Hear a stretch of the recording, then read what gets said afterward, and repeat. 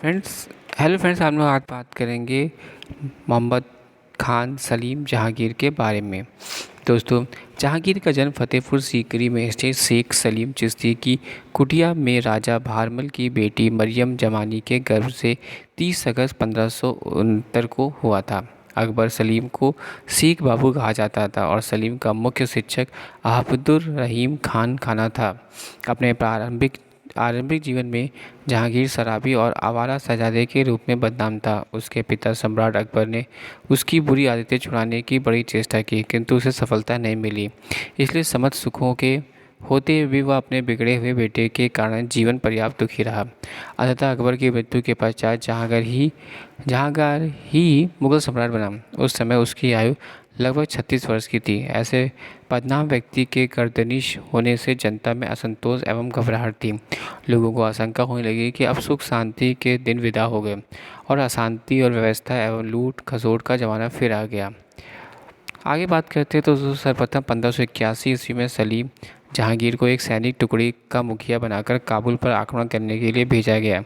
1585 ईस्वी में अकबर ने जहांगीर को 12,000 मन सूबेदार बनाया। 13 फरवरी 1585 ईस्वी को सलीम का विवाह आमेर के राजा भगवान दास की पुत्री मानबाई से संपन्न हुआ। मानबाई को जहांगीर के शाह बेगम की उपाधि प्रदान की गई। मानबाई ने जहांगीर की शराब की आदतें से दुखी होकर आत्महत्या कर ली।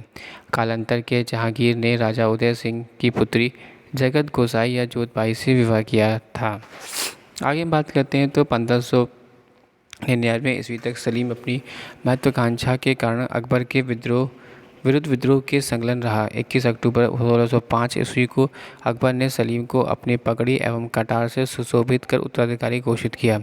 अकबर की मृत्यु के 8वें दिन 3 नवंबर 1605 ईस्वी को सलीम का राज्याभिषेक नूरुद्दीन मोहम्मद जहांगीर बादशाह गाजी की उपाधि से आगरा किले में संपन्न हुआ।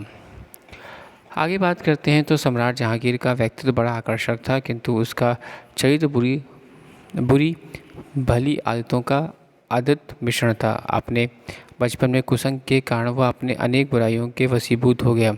उनके कामुकता और मद्यपान विशेष रूप से उल्लेखनीय है। गद्दी पर बैठते ही उसने अपनी अनेक बुरी आदतों को छोड़कर अपने को बहुत कुछ सुधार लिया, किंतु मदिरापान का वह अंत समय तक नहीं छोड़ सका और अतिशय मद्य सेवन के कारण उसके चरित्र पर अनेक अच्छाइयाँ दब गईं।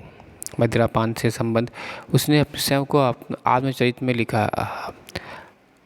आगे बात करते हैं तो जहांगीर सत्य साहित्य प्रेमी था और उसके पैतृक देन थी। यद्यपि उसने अकबर की तरह उसके संरक्षण और प्रोत्साहन में विशेष योग नहीं दिया, तथापि उसका ज्ञान उसे अपने पिता से अधिक था। वह अरबी, फारसी और ब्रजभाषा हिंदी का ज्ञाता था तथा फारसी का अच्छा लेखक था। उसकी रचना तुजुक जहांगीर की आत्मचरित उत्कृष्ट समस्कात्मक कृति है। जहांगीर अपने पिता के अकबर की भांति उदार प्रवृत्ति का शासक था। बादशाह बनने के बाद जहांगीर ने न्याय की जंजीर के नाम से प्रसिद्ध सोने की जंजीर को आगरा किले के शाहबुज एवं यमुना नदी के तट पर स्थित पत्थर के खंभे में लगवाया था। खुसरो का विद्रोह। जहांगीर के 5 पुत्र थे: खुसरो, परवेज, खुर्रम, शाहयार और जहांदार। सबसे बड़ा पुत्र खुसरो, जो मानबाई से उत्पन्न हुआ था और रूपवान, गुणी और वीर था। अपने अनेक गुणों के कारण वो अकबर के समान था, इसलिए बड़ा ही लोकप्रिय था। अकबर भी अपने उस पौत्र को बहुत प्यार करता था। जहांगीर के कृत्यों से अब अकबर बहुत दुखी हो गया था। तब अपने अंतिम काल में उसने खुसरो को अपना उत्तराधिकारी बनाने का भी विचार किया था। फिर बाद में सोच विचार करने पर अकबर ने जहांगीर को अपना उत्तराधिकारी घोषित किया। ग्रामीण का विद्रोह की बात करें तो जहांगीर के शासनकाल में एक बार ब्रज में यमुना पार के किसानों और ग्रामीणों ने विद्रोह करते हुए कर देना बंद कर दिया था। जहांगीर ने खुर्रम को यानी शाहजहां को उसे दबाने के लिए भेजा। विद्रोहों ने बड़े साहस और दृढ़ता से युद्ध किया, किंतु शाही सेना से पराजित हो गए। उनमें से बहुत से मार दिए गए और स्त्रियों तथा बच्चों को भी कैद कर लिया गया। जहांगीर ने अपने बदनामी को दूर करने के लिए अपने विशाल साम्राज्य का प्रशासन अच्छा करने की ओर ध्यान दिया।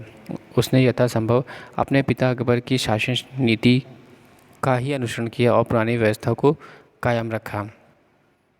जहांगीर को शराब पीने की लत थी, जो अंतिम काल तक रही थी, और वह उसके दुष्परिणाम को जानता था, किंतु उसे छोड़ने में असमर्थ था। किंतु जनता को शराब से बचाने के लिए उसने गद्दी पर बैठते ही उसे बनाने और बेचने पर पाबंदी लगा दी। उसने शासन संभालते ही शाही फरमान निकाला था, जिसमें 12 आज्ञाओं को साम्राज्य भर में मानने का आदेश दिया था। आगे हम लोग बात करते हैं तो जहांगीर की दक्षिण विजय अकबर की अग्रगामी नीतियों का अनुसरण मात्र थी।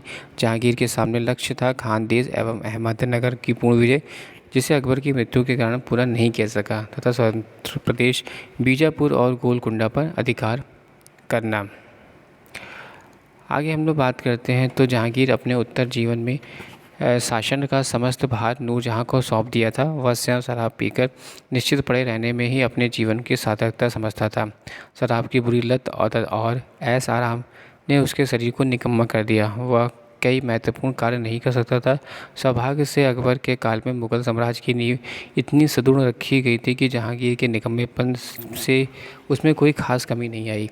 अपने पिता द्वारा स्थापित नीति और परंपरा के पल्ला पकड़े रहने से जहांगीर अपने शासनकाल में 22 वर्ष बिना खास झगड़े और झंझटों के प्रायः सुख और चैन से पूरा कर लिया। नूरजहाँ अपने सौतेले पुत्र खुर्रम को नहीं चाहती थी, इसलिए जहांगीर के उत्तरकाल में खुर्रम ने 1-2 बार विद्रोह भी किया, किंतु वह असफल रहा। जहांगीर की मृत्यु सन 1627 ईस्वी में उस समय हो गई जब वह कश्मीर से वापस आ रहा था। रास्ते में लाहौर में उसका देहावसान हो गया, जहां वहां के रामड़ी उद्यान में दफनाया गया। बाद में वहां उसका भव्य मकबरा बनाया गया और मृत्यु के समय उसकी आयु 58 वर्ष थी। जहांगीर के पश्चात उसका पुत्र खुर्रम शाहजहां के नाम से मुगल का सम्राट बना।